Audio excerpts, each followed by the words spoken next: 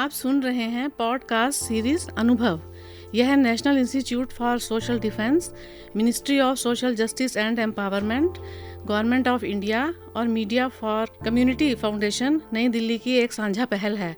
इस प्रोजेक्ट की संकल्पना और रूपरेखा डॉक्टर आर श्रीधर ने श्री आलोक वर्मा के साथ मिलकर तैयार की है। डॉक्टरों, अस्पतालों, ओल्ड एज होम्स और एक्टिविटी सेंटर्स कानूनी सलाह, भावनात्मक सहायता तथा बुजुर्गों को दुर्व्यवहार से बचाने और बेघर बेसहारा बुजुर्गों की हिफाजत के लिए सीधे हस्तक्षेप के बारे में किसी भी तरह की जानकारी हासिल करने के लिए आप सीनियर सिटीजन्स के लिए नेशनल टोल फ्री नंबर 14567 और 1516 पर संपर्क कर सकते हैं। यह प्रोग्राम आपके लिए लेकर आए हैं अनुग्रह रेडियो।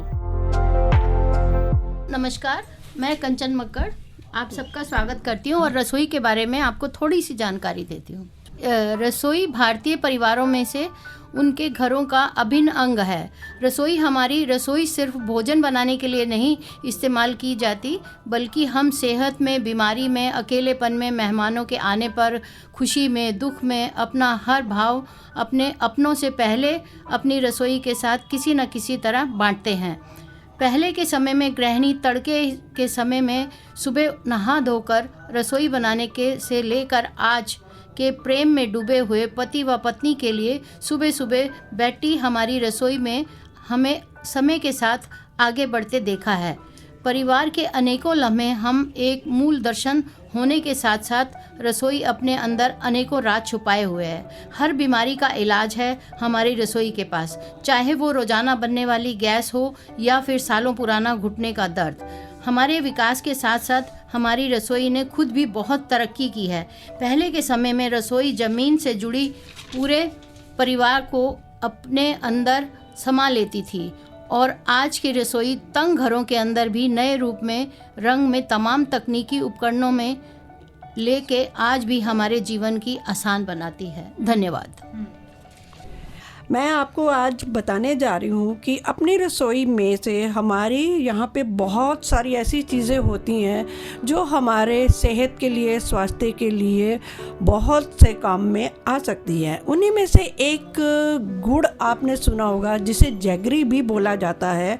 वो एक ऐसा पदार्थ है जिसके खाने से हमें कई फ़ायदे हो सकते हैं। अगर हम सुबह उठ के गुड़ खाने के बाद गुनगुना पानी पीते हैं तो इससे हमें कई सारी पेट की बीमारियों से निजात मिलती है, जैसे कब्जी है, गैस है। इस प्रकार हम अपना जो है फ़ायदा उठा सकते हैं गुड़ से। उसके बाद आपको पता होगा हमारे शरीर में आयरन की कमी से खून की कमी हो जाती है। ये आयरन आजकल हमें इस प्रकार नहीं मिल पाता जैसे कि पहले हमारी रसोई में आयरन के बर्तन, लोहे के बर्तनों में खाना बनाया जाता था, तो उससे जो है हमारी कमी पूरी हो जाती थी। लेकिन आज ये चीज़ें ना मिलने की वजह से, ऐसे बर्तन ना मिलने की वजह से हमारे अंदर जो है अनीमिया का रोग हो जाता है। तो अगर हम खाना खाने के बाद थोड़ा सा गुड़ खा लेते हैं तो इससे हमें जो है एनीमिया का रोग यानी कि खून की कमी के रोग से मुक्ति पा सकते हैं। कहते हैं कि पैदा हुए एक दिन के बच्चे के लिए भी हम उसको गुड़ चटा सकते हैं, जो कि गुड़ती के नाम से भी जाना जाता है। इससे उसकी इम्यूनिटी पावर बढ़ेगी और उसके अंदर जो है चुस्ती आएगी और बच्चा आपको प्रफुल्लित नज़र आएगा। किसी को अगर हाई ब्लड प्रेशर की बीमारी है तो गुड़ उसमें भी फ़ायदेमंद होता है, क्योंकि जब हमारा हाई ब्लड प्रेशर की वजह से हमारा खून गाढ़ा हो जाता है तो उसे पतला करने में गुड़ का बहुत ही योगदान है। घुटनों में भी आजकल वृद्धावस्था हो या युवा अवस्था हो, उसमें भी घुटनों की बहुत सारी समस्याएं पैदा हो रही हैं। तो अगर हम यूरिक एसिड को कंट्रोल करने के लिए गुड़ का इस्तेमाल करते हैं रात को सोने के समय दूध के साथ, तो उसमें भी हमें बहुत से फ़ायदे मिलते हैं। तो दोस्तों, लगता है मेरे बताए हुए गुड़ के नुस्खे आपके बहुत काम आएंगे और आप इसे अपने जीवन में अपनाएंगे।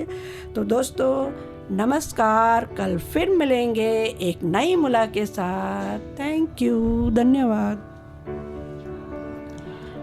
नमस्कार दोस्तों, मैं अनुग्रह रेडियो से नीता मेहता आप सभी का स्वागत करती हूँ। नमस्कार दोस्तों, मैं अनुग्रह रेडियो से मैं आपको हेल्थ के टिप्स के बारे में बताने के लिए आई हूँ। आपका बहुत बहुत स्वागत है। दोस्तों, जैसा कि आप सभी जानते हैं कि यदि हमारा स्वास्थ्य ठीक रहेगा तो ही हम एक खुशहाल जीवन व्यतीत कर पाएंगे। इसके लिए हमें अपने खान पान के साथ साथ एक्सरसाइज पर भी ध्यान देने की बहुत ज़रूरत है। उम्र के साथ साथ हमारी हड्डियाँ और कोशिकाएं कमज़ोर पड़ने लगती हैं, इसलिए हमें ब्रीदिंग, स्ट्रेचिंग, मेडिटेशन और हल्की यानी एक सीमित दायरे में वेट लिफ्टिंग अपने जीवन शैली में ज़रूर अपना लेनी चाहिए, जिससे हम मानसिक और शारीरिक रूप से स्वस्थ रहें। यह तो आप सभी जानते हैं कि जान है तो जहान है। नमस्कार, मैं भी आपको कुछ अपने हेल्दी टिप्स के बारे में बताना चाह रही हूँ। देखिए, हेल्दी टिप्स में तो बहुत सारी बातें आती हैं, योगा, एक्सरसाइज और जो भी आपने सुना अभी कि ये ब्रीदिंग करना, अच्छे लंबे लंबे सांस लेना, अनुलोम विलोम। लेकिन मैं खाने का भी इसके साथ एक पॉइंट आपको बताना चाह रही हूँ।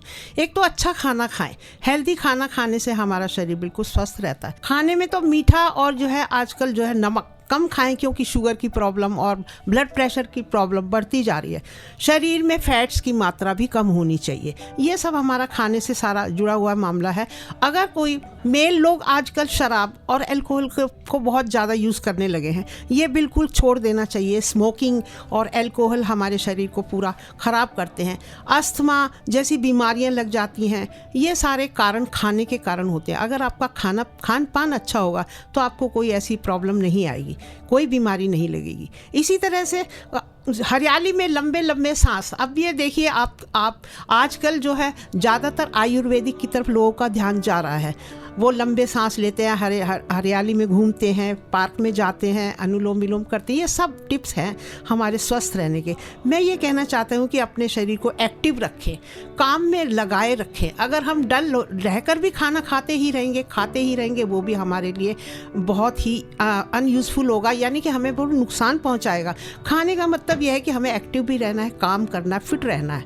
हमारा ब्लड प्रेशर और ये शुगर, ये टाइम टू टाइम, समय के समय पर हमें चेक जरूर कराना चाहिए। देखिए, हमारी लाइफस्टाइल, हम खुद इसी उम्र के हिसाब से जी रहे हैं। हमें ब्लड प्रेशर भी है, शुगर भी है, लेकिन हम पूरा ध्यान रखते हैं। उसको बनाए रखने के लिए, उसका मेंटेन करने के लिए पूरा ध्यान रखते हैं। संतुलित आहार, ये सारी बातें इसमें खाने पीने में फल और सब्जियों का फिर बीच में अच्छा प्रयोग करना चाहिए, जिसमें कैल्शियम, विटामिन्स और आयरन, ये सारे उसमें तत्व पाए जाते हैं। ऐसी मात्रा में ऐसे खाना खाएं और इस तरह से फलों का भी उपयोग करें। दिन की जो है हर रोज़ की दिनचर्या बना के रखें। मॉर्निंग से लेकर रात तक का, सुबह से लेकर शाम तक पूरा खाने का पूरा डाइट प्लान आप ज़रूर बनाएं। सवेरे जल्दी उठें और जल्दी खाना नाश्ता करें। जो भी आपने दिनचर्या बनाई उस हिसाब से चलें, और रात को पूरा स्वस्थ रहेंगे। दिन में सुबह से लेकर और शाम 2 बार तो कम से कम योग अवश्य करें। योग हमारे शरीर को पूरा स्वस्थ रखता है, पूरे शरीर को मेंटेन करता है। और इसी तरह से मैं आपको ये कहना चाह रही हूँ आखिर में कि हाँ, अगर आप स्वस्थ जीवन जीना चाहते हैं, अच्छा खाएं, कम खाएं और ज़्यादा भी, और काम में ज़्यादा से ज़्यादा रुचि लें। म्यूज़िक और अच्छी चीज़ें, अच्छी बातें, अच्छे शौक़ पैदा करें अपने अंदर, जिससे कि तुम्हारा दिल दिमाग स्वस्थ रहेगा। दिल अच्छा है, दिमाग अच्छा है तो स्वस्थ भी अच्छा हुआ। धन्यवाद। Thank you. बहुत बहुत धन्यवाद। आप सुन रहे हैं पॉडकास्ट सीरीज अनुभव। यह national institute for social defence, ministry of social justice and empowerment, government of India और मीडिया फॉर कम्युनिटी फाउंडेशन नई दिल्ली की एक साझा पहल है। इस प्रोजेक्ट की संकल्पना और रूपरेखा डॉक्टर आर श्रीधर ने श्री आलोक वर्मा के साथ मिलकर तैयार की है। डॉक्टरों, अस्पतालों, ओल्ड एज होम्स और एक्टिविटी सेंटर्स कानूनी सलाह, भावनात्मक सहायता तथा बुजुर्गों को दुर्व्यवहार से बचाने और बेघर बेसहारा बुजुर्गों की हिफाजत के लिए सीधे हस्तक्षेप के बारे में किसी भी तरह की जानकारी हासिल करने के लिए आप सीनियर सिटीजन्स के लिए नेशनल टोल फ्री नंबर 14567 और 1516 पर संपर्क कर सकते हैं।